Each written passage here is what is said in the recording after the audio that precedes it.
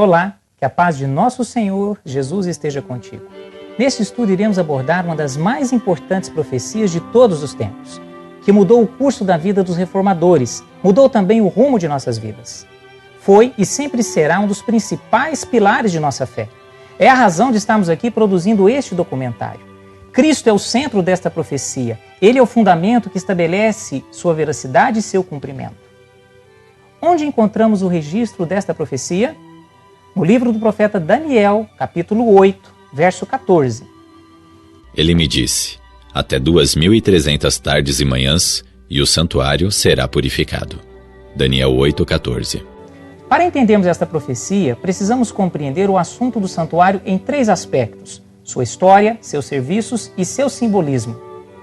A história do santuário se confunde com a história do povo de Deus. A Odisseia de Israel em relação aos santuários terrestres foi formada por 4 períodos.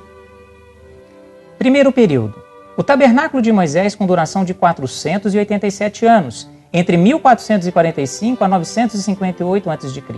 Segundo período: o Templo de Salomão, com 372 anos de existência, de 958 a 586 a.C. Terceiro período: o Templo de Zorobabel, com uma duração de 496 anos, entre 515 a 19 a.C. E o quarto e último período, a reforma do Templo de Zorobabel, nos dias de Herodes o Grande. Uma fase de 89 anos, de 19 a.C. a 70 depois de Cristo, ano em que os romanos destruíram a cidade e o templo em Jerusalém. O profeta Daniel viveu entre a destruição do Templo de Salomão e a reconstrução nos dias de Zorobabel. Aos 18 anos de idade, Daniel foi levado cativo para a Babilônia e nunca mais voltou a Jerusalém. Quando recebeu a visão das 2.300 tardes e manhãs, o Templo de Salomão estava destruído, Israel cativo em Babilônia e a Arca do Concerto escondida. Em Daniel capítulo 8 encontramos 2 visões. A primeira visão recebida pelo profeta foi a de um carneiro e um bode. A segunda visão foi a das 2.300 tardes e manhãs. 2 visões com eventos distintos. Vamos conhecer a primeira visão recebida por Daniel no capítulo 8 de seu livro, a partir do verso 1. No ano 3º do reinado do rei Belsazzar, eu, Daniel, tive uma visão depois daquela que eu tivera a princípio. Quando a visão me veio, pareceu-me estar eu na cidadela de Suzã, que é a província de Elão, e vi que estava junto ao rio Ulai. Então levantei os olhos e vi, e eis que diante do rio estava um carneiro, o qual tinha 2 chifres, e os 2 chifres eram altos, mas um mais alto do que o outro. E o mais alto subiu por último. Vi que o carneiro estava amarradas para o ocidente, e para o norte, e para o sul, e nenhum dos animais lhe podia resistir, nem havia quem pudesse livrar-se do seu poder. Ele, porém, fazia segundo a sua vontade, e assim se engrandecia. Estando eu observando, eis que um bode vinha do ocidente sobre toda a terra, mas sem tocar no chão.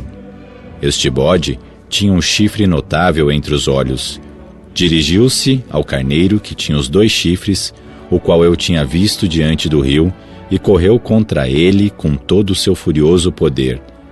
Vi-o chegar perto do carneiro, e enfurecido contra ele, o feriu e lhe quebrou os 2 chifres, pois não havia força no carneiro para lhe resistir. E o bode o lançou por terra e o pisou aos pés, e não houve quem pudesse livrar o carneiro do poder dele. O bode se engrandeceu sobremaneira, e na sua força quebrou-se-lhe o grande chifre, e em seu lugar saíram 4 chifres notáveis para os 4 ventos do céu. Daniel 8, 1-8. Mas o que representavam esses 2 animais? Qual o significado do carneiro e do bode? A explicação encontra-se em Daniel capítulo 8, versos 8 a 12. Aquele carneiro com 2 chifres que viste são os reis da Média e da Pérsia, mas o bode peludo é o rei da Grécia. O chifre grande, entre os olhos, é o primeiro rei. O ter sido quebrado, levantando-se 4 em lugar dele, significa que 4 reinos se levantarão deste povo, mas não com força igual à que ele tinha. Daniel 8, 20-22. Vejam que a visão do carneiro e do bode foram explicadas pelo anjo Gabriel. O carneiro com 2 chifres simbolizava a colisão entre os reinos da Média e da Pérsia, sendo os persas representados pelo chifre maior e os medos pelo chifre menor. O bode com o chifre notável que feriu o carneiro representava o reinado de Alexandre, o grande rei da Grécia. 8 anos após a conquista do reino dos medos e persas, em 323 a.C., Alexandre o Grande morreu prematuramente aos 33 anos de idade. Seu reino foi dividido entre os seus principais generais, que foram 4, Ptolomeu, Lisímaco, Cassandro e Seleuco. Assim foi aberto o caminho para o estabelecimento do Império Romano em suas 2 fases, pagã e papal. Na fase de Roma pagã, Jesus foi julgado e crucificado em Jerusalém. O príncipe dos príncipes foi morto pelos romanos. Na fase de Roma papal, a verdade foi lançada por terra e o povo santo perseguido e martirizado durante a Idade Média. Desejo fazer a você uma pergunta. Por que Deus usou animais domésticos para representar medos, persas e gregos, e não animais selvagens, como na visão dada a Daniel no capítulo 7? Desejava voltar as nossas mentes para o serviço do santuário. A representação do carneiro e do bode na visão foi plenamente entendida pelo profeta. Mas e a segunda parte da visão, do mesmo capítulo? A visão da tarde e da manhã foi compreendida por Daniel? Vejamos.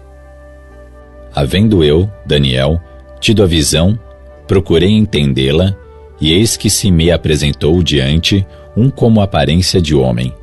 E ouvi uma voz de homem de entre as margens do Ulai, a qual gritou e disse: Gabriel, dá a entender a este a visão. Veio, pois, para perto de onde eu estava. Ao chegar ele, fiquei amedrontado e prostrei-me com o rosto em terra. Mas ele me disse: Entende, filho do homem, pois esta visão se refere ao tempo do fim. Daniel 8, 15 a 17. A visão da tarde e da manhã, que foi dita, é verdadeira. Tu, porém, preserva a visão, porque se refere a dias ainda muito distantes. Eu, Daniel, enfraqueci e estive enfermo alguns dias. Então, me levantei e tratei dos negócios do rei. Espantava-me com a visão, e não havia quem a entendesse. Daniel 8, 26 e 27. Perceba como Daniel sabia conciliar o trabalho e sua vida espiritual. Mesmo tratando dos negócios do rei, ele não deixou de estudar a palavra e se preocupar com o sentido da visão. Daniel recebeu grandes revelações proféticas porque estudava e orava. Podemos ter a mesma revelação caso façamos o mesmo. A continuação desta importante profecia prossegue no capítulo 9 do livro de Daniel. No ano 1º do seu reinado, eu, Daniel, entendi pelos livros que o número de anos de que falara o Senhor ao profeta Jeremias, que haviam de durar as desolações de Jerusalém, era de 70 anos. Daniel 9, 2. No ano 538 a.C., encontramos Daniel orando, estudando e examinando o livro do profeta Jeremias e compreendendo que faltavam apenas 2 anos para o término do cativeiro babilônico. Esta verdade deixou o profeta aflito e preocupado com a situação espiritual da nação de Israel. A cidade e o templo em Jerusalém estavam destruídos e ele imaginava que o santuário e a cidade seriam alvo de uma grande obra, a purificação do santuário. Por quanto tempo Daniel esperou uma resposta de Deus? As 2 visões do capítulo 8 foram dadas no ano 3º do reinado de Belsazar, Daniel 8, verso 1. E isso ocorreu por volta do ano 551 a.C., quase 15 anos após o primeiro ano do reinado de Dario. Registros cuneiformes têm lançado abundantes raios de luz sobre Belsazar, seu cargo e atividades durante os anos em que foi corregente com seu pai. Após ter conferido a realeza a seu filho Belsazar em 553 a 552 a.C., ou pouco depois. Essa referência está no Comentário Bíblico Adventista, volume 4, página 834. Entre o capítulo 8 e 9 passaram-se quase 15 anos. Você esperaria cerca de 15 anos por uma resposta de Deus? Oraria por 15 longos anos? Estudaria a palavra de Deus em busca de uma resposta por quase 15 anos? Foi exatamente isso que Daniel fez por quase todo esse período. Voltei o rosto ao Senhor Deus para o buscar com oração e súplicas, com jejum, pano de saco e cinza. Orei ao Senhor meu Deus, confessei e disse: Ah, Senhor, Deus grande e temível, que guardas a aliança e a misericórdia para com os que te amam e guardam os teus mandamentos. Falava eu ainda, e orava, e confessava o meu pecado e o pecado do meu povo de Israel, e lançava a minha súplica perante a face do Senhor meu Deus, pelo monte santo do meu Deus. Daniel 9, 3 e 4. Falava ainda na oração, quando o homem Gabriel, que eu tinha observado na minha visão ao princípio, veio rapidamente, voando, e me tocou a hora do sacrifício da tarde. Ele queria instruir-me, falou comigo e disse: Daniel, agora saí para fazer-te entender o sentido. No princípio das tuas súplicas, saiu a ordem, e eu vim para tu declarar, porque és muito amado. Considera, pois, a coisa e entende a visão. Daniel 9, 20 a 23. Daniel se incluía entre os transgressores e não se considerava mais santo que os demais. Ele conhecia a natureza condicional das promessas de Deus e por isso buscava a face do Senhor com jejum, orações, lágrimas, pano de saco coberto de cinzas. Sua oração era uma oração intercessória. Daniel proferiu uma das mais notáveis orações do Antigo Testamento. E agora, depois de quase 15 anos, Gabriel volta para explicar a visão. Ele veio voando rapidamente, rompendo todas as barreiras do som e da luz, para atender a oração de um fiel servo de Deus, para explicar a visão da tarde e da manhã do capítulo anterior. De Daniel é dito que ele é muito amado. Depois de mandar Daniel tomar bem o sentido na palavra e entender a visão, as primeiras palavras do anjo foram: 70 semanas estão determinadas sobre o teu povo e sobre a tua santa cidade, para fazer cessar a transgressão, para dar fim aos pecados, para expiar a iniquidade, para trazer a justiça eterna, para selar a visão e a profecia e para ungir o santo dos santos. Daniel 9, 24. A palavra hebraica shatak, usada pelo anjo Gabriel e traduzida por determinadas, significa literalmente cortadas, separadas, amputadas. Pergunto: foram cortadas ou separadas de onde? Obviamente do período das 2.300 tardes e manhãs. Se ignorarmos essa verdade, a explicação do anjo perde totalmente o seu sentido. Uma vez compreendido esse ponto, entende-se que o longo período profético, as 70 semanas, foram destinadas especialmente aos judeus e à sua nação. Mas quantos anos representavam as 2.300 tardes e manhãs e o período das 70 semanas? Fazendo das Escrituras o seu próprio intérprete, descobrimos que um dia na profecia simboliza um ano literal. Vejamos 2 versos bíblicos que nos dão base para esta afirmativa. Segundo o número dos dias em que espiastes a terra, 40 dias, cada dia representando um ano. Levarei sobre vós as vossas iniquidades, 40 anos, e tereis experiência do meu desagrado. Números 14, 34. Quando tiveres cumprido estes dias, deitar-te-ás sobre o teu lado direito e levarás sobre ti a iniquidade da casa de Judá. 40 dias te dei, cada dia por um ano. Ezequiel 4, 6 e 7.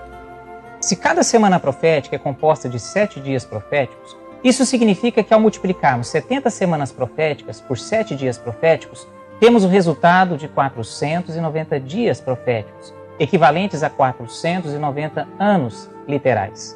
Neste período de 490 anos, uma grande obra deveria ser realizada pelo povo judeu. Esta obra foi descrita pelo anjo Gabriel na seguinte ordem. Primeira, fazer cessar a transgressão. Israel havia atingido o ápice de sua transgressão, por isso foram levados ao cativeiro babilônico por 70 anos. A vinda do Messias os deveriam levar a uma obra de preparação espiritual. Segunda, dar fim aos pecados. O santuário terrestre ensinava uma lição: pecar é morrer. Todas as vezes que alguém pecava, alguém morria. No santuário, quem morria era o cordeiro e não o pecador. O Messias morreria para dar fim aos pecados. Terceira, expiar a iniquidade. Mediante o sacrifício vicário de seu filho, Jesus, o Messias iria cobrir, reconciliar o homem com Deus e Deus com o homem. Os pecados seriam cobertos, expiados pelo poder da graça do ungido de Deus, Jesus Cristo. Quarto, trazer a justiça eterna. Toda a obra de preparação da nação judaica para a vinda do Messias estava baseada na justiça de Cristo, o ungido de Deus. Jesus a justiça eterna estava prestes a se manifestar. Tal justiça seria a base da salvação de todo pecador arrependido e penitente. Quinta, selar a visão e a profecia. A profecia seria estabelecida através de Cristo. Sem Cristo, toda a obra de preparação seria inútil e vã. Sexta, ungir o Santo dos Santos. Durante o período das 70 semanas, Jesus seria batizado no Rio Jordão. Esta unção ocorreu no ano 27 de nossa era. A mensagem de Cristo em seu ministério foi: o tempo está cumprido e o reino de Deus está próximo. Arrependei-vos e crede no Evangelho. Marcos 1:15. Esse tempo referido por Jesus são as 70 semanas, concedidas especialmente aos judeus. Elas foram separadas das 2.300 tardes e manhãs. Os períodos começariam juntamente, mas quando eles iniciaram? Sabe e entende, desde a saída da ordem para restaurar e para edificar Jerusalém, até ao ungido, ao príncipe, 7 semanas e 62 semanas. As praças e as circunvalações se reedificarão, mas em tempos angustiosos. Daniel 9:25. A saída da ordem para restaurar e edificar Jerusalém foi o ponto de partida dos 2.300 anos e das 70 semanas, ou 490 anos. Este período teve início em 457 a.C., no outono, sob o decreto de Artaxerxes, rei da Pérsia, para a reconstrução da cidade de Jerusalém. Em Esdras 6, capítulo 6, verso 14, encontramos os decretos de 3 reis determinando a reconstrução de Jerusalém. Os anciãos dos judeus iam edificando e prosperando em virtude do que profetizaram os profetas Ageu e Zacarias, filho de Ido. Edificaram a casa e a terminaram segundo o mandado do Deus de Israel e segundo o decreto de Ciro, de Dario e de Artaxerxes, rei da Pérsia. Esdras 6:14. A história relata 3 principais decretos com o mesmo objetivo: a restauração e a reconstrução de Jerusalém. O decreto de Ciro, o persa, expedido em 536 a.C. O segundo, por Dario Staspes, em 519 a.C. E o terceiro, de Artaxerxes Longímano, rei da Pérsia, no ano 457 a.C. Dos 3 decretos, o decreto de Artaxerxes é tomado como ponto de partida, por ser um decreto superior aos 2 primeiros. Pois nesse decreto estava sendo possível a restauração completa de Jerusalém, incluindo a indicação de magistrados e juízes. E, em particular, o reestabelecimento das leis judaicas como base do governo local. Esse terceiro decreto marcou o início das 2.300 tardes e manhãs e as 70 semanas. Veja agora quais acontecimentos históricos fizeram parte das 70 semanas. A última parte do verso 25 do capítulo 9 do livro de Daniel nos diz: 7 semanas e 62 semanas. As praças e as circunvalações se reedificarão, mas em tempos angustiosos. Daniel 9:25, última parte. Vamos nos situar no tempo e na história, entendendo o valor desses períodos proféticos. 7 semanas proféticas. Quando multiplicamos por 7 dias proféticos, temos o seguinte resultado: 49 anos literais. Disse o anjo que as 7 semanas proféticas, ou 49 anos, as ruas e as praças seriam reedificadas, mas em tempos angustiosos. A reconstrução da cidade de Jerusalém foi realizada em meio a grande oposição. Daquele dia em diante, metade dos meus moços trabalhava na obra, e a outra metade empunhava lanças, escudos, arcos e couraças. E os chefes estavam por detrás de toda a casa de Judá.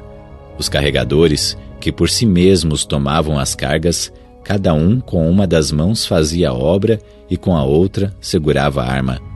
Os edificadores, cada um trazia a sua espada à cinta, e assim edificavam. O que tocava a trombeta estava junto de mim. Neemias 4, 16-18. Temos aqui o cumprimento profético. As praças e as circunvalações se reedificariam, mas em tempos angustiosos. A reconstrução de Jerusalém foi concluída em 408 a.C. Exatas 7 semanas proféticas, ou 49 anos após o seu início. Porém, o maior acontecimento das 70 semanas foi a vinda do Messias, o ungido. Sabe e entende, desde a saída da ordem para restaurar e para edificar Jerusalém, até o ungido ao príncipe, 7 semanas e 62 semanas. Daniel 9, 25. Para qual data apontava a profecia da unção do Messias? Se multiplicarmos 62 semanas proféticas por 7 dias proféticos, encontraremos o seguinte resultado: 434 anos literais. Em 408 a.C., com o término da reconstrução de Jerusalém, a profecia apontava para um período de 62 semanas ou 434 anos, até o batismo de Cristo. Isso ocorreu precisamente no ano 27 depois de Cristo. Se avançarmos no calendário cristão gregoriano, o calendário usado pela maior parte do mundo, chegamos ao ano 27 depois de Cristo. E o que aconteceu neste ano? E aconteceu que, ao ser todo o povo batizado, também o foi Jesus. E estando ele a orar, o céu se abriu, e o Espírito Santo desceu sobre ele em forma corpórea como pomba. E ouviu-se uma voz do céu: Tu és o meu filho amado, em ti me comprazo. Lucas 3, 21 e 22. Temos ainda outra forte evidência histórica que Jesus foi batizado no ano 27 de nossa era. No 15º ano do reinado de Tibério César, sendo Pôncio Pilatos governador da Judéia, Herodes, tetrarca da Galiléia, seu irmão Filipe, tetrarca da região da Itureia e Traconites, Elisânias, tetrarca de Abilene, sendo sumos sacerdotes Anás e Caifás, veio a palavra de Deus a João, filho de Zacarias, no deserto. Ele percorreu toda a circunvizinhança do Jordão, pregando o batismo de arrependimento para a remissão de pecados. Lucas 3, 1 a 3. Tibério César, imperador romano, começou seu reinado em 12 depois de Cristo. Seu 15º ano de reinado se deu no ano 27 depois de Cristo, exatamente para o ano apontado pelo anjo Gabriel para o batismo de Jesus no Rio Jordão. Quais são os próximos acontecimentos da profecia? Por favor, abra sua Bíblia em Daniel capítulo 9 e vamos ler o verso 26. Depois das 62 semanas, será morto o ungido e já não estará. E o povo de um príncipe que há de vir destruirá a cidade e o santuário, e o seu fim será num dilúvio, e até ao fim haverá guerra. Desolações são determinadas. Ele fará firme aliança com muitos, por 1 semana. Na metade da semana, fará cessar o sacrifício e a oferta de manjares. Sobre a asa das abominações virá o assolador, até que a destruição, que está determinada, se derrame sobre ele. Daniel 9, 26 e 27. A nação de Israel rejeitou a Cristo e a sua salvação. A morte de Cristo se deu na metade da última semana, na 70ª semana. Ao multiplicarmos uma semana profética por 7 dias proféticos, temos o seguinte resultado: 7 anos literais. Jesus morreu 3 anos e meio após o início de seu ministério. No ano 31 de nossa era, na metade da última das 70 semanas. Quando Jesus clamou sobre a cruz: está consumado, nossa salvação foi assegurada e a lei cerimonial abolida. O véu do templo se partiu e o santuário terrestre perdeu sua importância e objetivo. Não podemos esquecer de uma grande verdade: os judeus não são os únicos culpados pela morte de Jesus. Há sangue em nossas mãos. Ele morreu pelos pecados do mundo, não apenas pelos judeus, mas pelo homem caído. Como se deu o fim das 70 semanas? No ano 34 depois de Cristo, precisamente 3 anos e meio após a morte de Jesus, encerrou o período das 70 semanas. A nação judaica passou a perseguir todos os seguidores de Cristo, e nesse ano Estevão foi apedrejado. Com a morte desse primeiro mártir cristão, o evangelho sai das fronteiras de Israel e inicia suas conquistas no mundo dos gentios. Israel selou seu destino quando rejeitou o Messias, Cristo, o ungido de Deus. Semelhante a Israel, todos os que rejeitam a Cristo como seu Salvador pessoal selam seu destino entre os perdidos. Sobre a asa das abominações virá o assolador, até que a destruição, que está determinada, se derrame sobre ele. Daniel 9, 26 e 27. A asa das abominações, citada por Gabriel, indica os horrores e as atrocidades romanas contra os judeus. Isso se cumpriu na destruição de Jerusalém e o templo no ano 70 d.C., sob o comando do general Tito. Vamos recapitular os grandes acontecimentos das 70 semanas. Os 5 grandes acontecimentos que marcaram as 70 semanas foram os seguintes. Primeiro, o início da restauração de Jerusalém em 457 a.C. Segundo, 49 anos ou 70 ou 7 semanas para o término de sua reconstrução em 408 a.C. Terceiro, batismo de Jesus no Rio Jordão, no ano 27 de nossa era. 62 semanas ou 434 anos após o término da reconstrução de Jerusalém. Quarto, na metade da 70ª semana, Jesus seria tirado, morto sobre o Calvário. Isso ocorreu no ano 31 de nossa era. Quinto, fim das 70 semanas em 34 d.C., ano em que Estevão foi martirizado. O que a nação de Israel não sabia, e quase toda a cristandade ainda não sabe, é que Jesus, após sua morte e ressurreição, iniciaria outro ministério, não na terra, mas no santuário celestial. Cristo havia completado sua obra na terra, agora prosseguiria no céu intercedendo pelo homem caído. Apresentaria seu sangue em favor de judeus, gregos e gentios de todas as partes. Foram 490 anos de espera e a nação judaica o decepcionou. Não estavam preparados para a vinda do Messias, por isso o rejeitaram. Baseado em tudo o que acabamos de estudar e conhecendo a história da nação judaica, qual deve ser nossa decisão? Não podemos decepcionar a Deus, mas aproveitar cada momento que Ele nos concede, entregando-nos para que seu propósito se cumpra em nossas vidas. Que firme alicerce na Santa Escritura depara-se aos crentes em lutas e dor, maiores promessas e com mais ternura. Quem atrás daria senão o Senhor? Quem atrás daria senão o Senhor?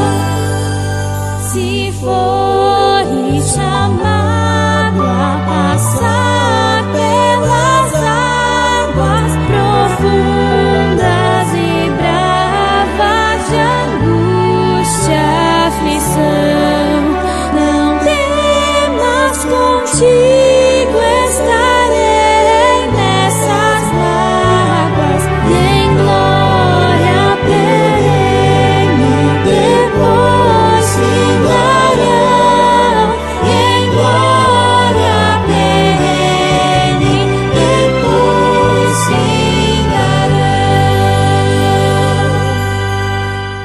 Em nosso próximo encontro, continuaremos o estudo desta profecia. Para qual santuário ela aponta? Quando iniciou esta purificação? Quais outros acontecimentos estiveram envolvidos nesta grande e transcendente história? Considerando esses aspectos, poderemos entender melhor o sentido da visão. Até lá!